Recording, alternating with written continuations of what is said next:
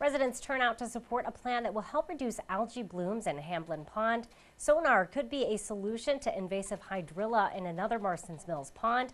And the Barnstable Police Department is looking for some new recruits. These stories and more on this episode of Barnstable Today. It's Wednesday, March 4th, 2015. I'm Sarah Mantle.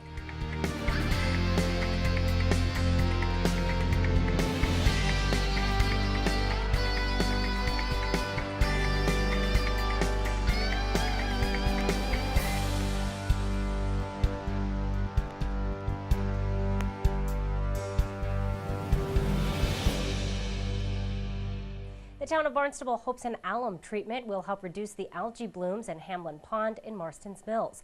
Conservation agent Rob Gatewood talked about the proposal during this week's Conservation Commission meeting. We last treated Hamlin Pond in 1995, following several decades of really poor water quality, resultant, everyone thinks, because of the duck farm that was on the shore of Hamlin for many years. We had a fish kill as a result of that treatment. Since that time, the methods have been really refined and gone over really with a fine-tooth comb so that there are many safety checks in place to keep that from happening. Lord, we wouldn't want to go through that again.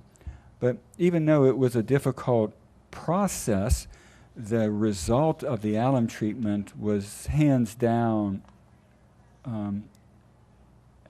favorable. We had 18 years of solid, good water quality that was really unknown to Hamlin Pond.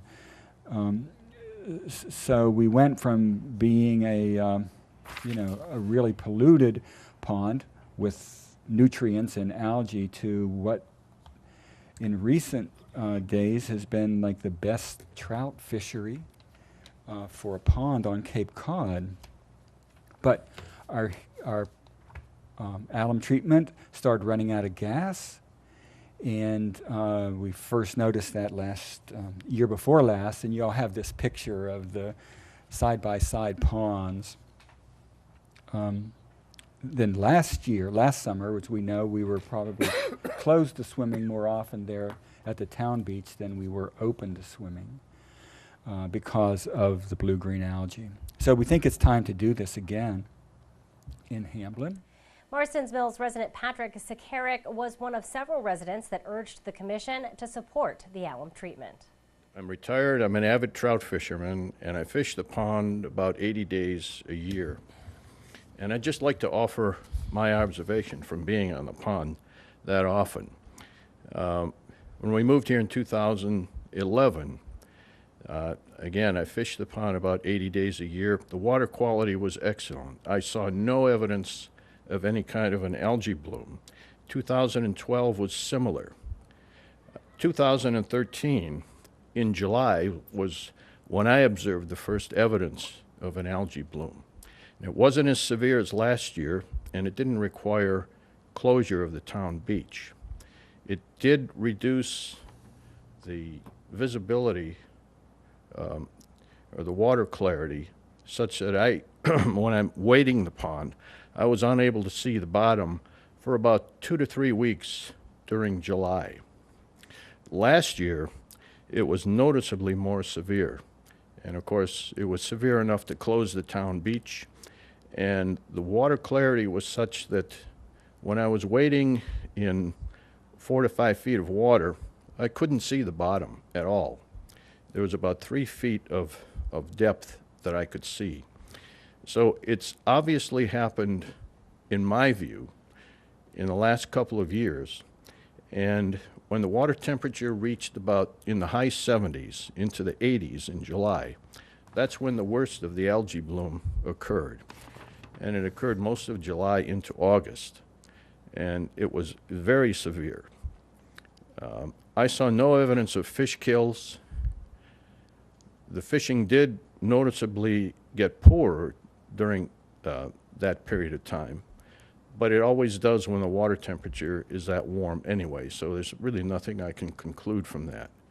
the fish that I did catch during that period of time showed no evidence of anything unusual, but there were a lot less of them.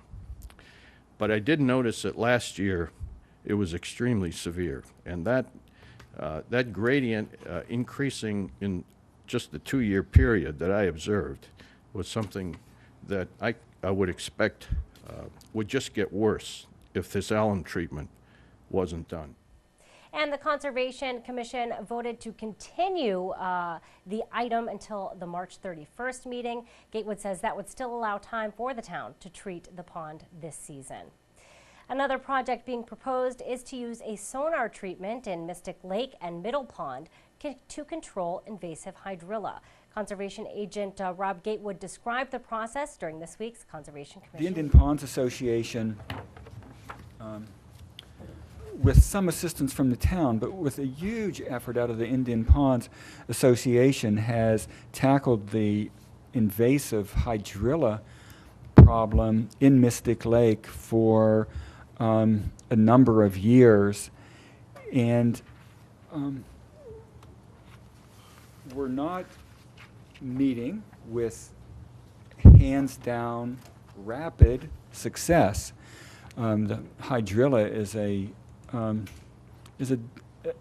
a difficult plant, as the Commission well knows, to manage and control.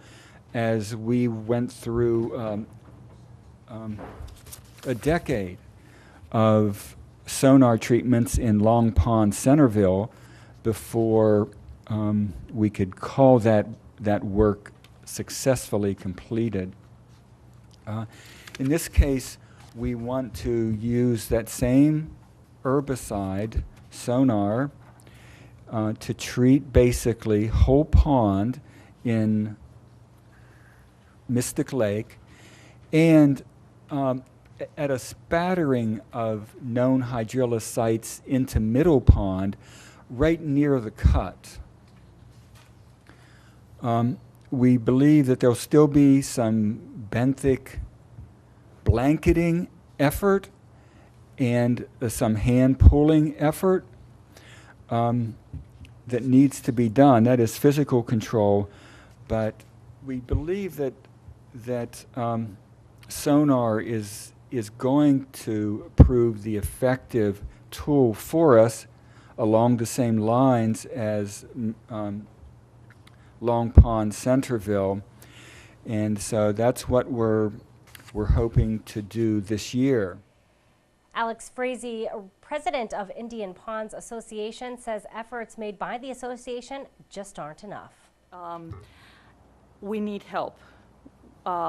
We've been working very hard trying to use those methods and have had amazing success, actually. I think without our efforts and without our identification, it would have been spreading much, much more than it has been. But it would be very good if we could use the sonar and really make some progress on it and make it 2 ponds in Barnstable that safely eradicate. The Commission voted to continue that vote as well until March 31st. Gatewood says that will give the town more time to work with other permitting authorities. The Barnstable Police Department is looking for a few good men and women. If you're interested, the time to act is now. Chief of Police Paul McDonald says the civil service test, which is required for employment, is only given once every 2 years. An informational session will be held at 6:30 tonight at Barnstable Police Headquarters on Finney's Lane. The Hyannis Main Street Waterfront Historic District Commission meets tonight at 6:30 in the Selectmen's Conference Room, and the school committee meets at 7 in the Town Hall Hearing Room. We'll be sure to tune in to our hour-long news program Barnstable This Morning, weekdays at 7 a.m. On tomorrow's show, we'll have a special segment that takes you inside a recent meeting between local officials and Matt Beaton, the Secretary of Energy and Environmental Affairs. The group discussed ways to curb coastal erosion at Sandy Neck. We'll also chat with Town Council Vice President Ann Kennedy, who has a preview of this week's Town Council meeting.